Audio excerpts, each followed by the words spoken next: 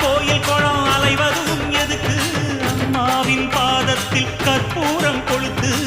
ஆனந்த கண்ணீரில் அபிஷேகம் நடத்து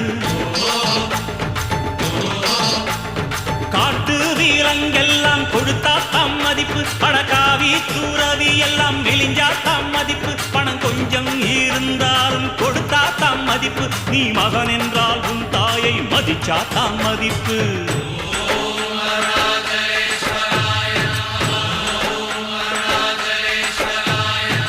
தனக்கென வாழ்பவன் இருக்கையில் இறக்கிறான் பிறக்கென வாழ்ந்தவன்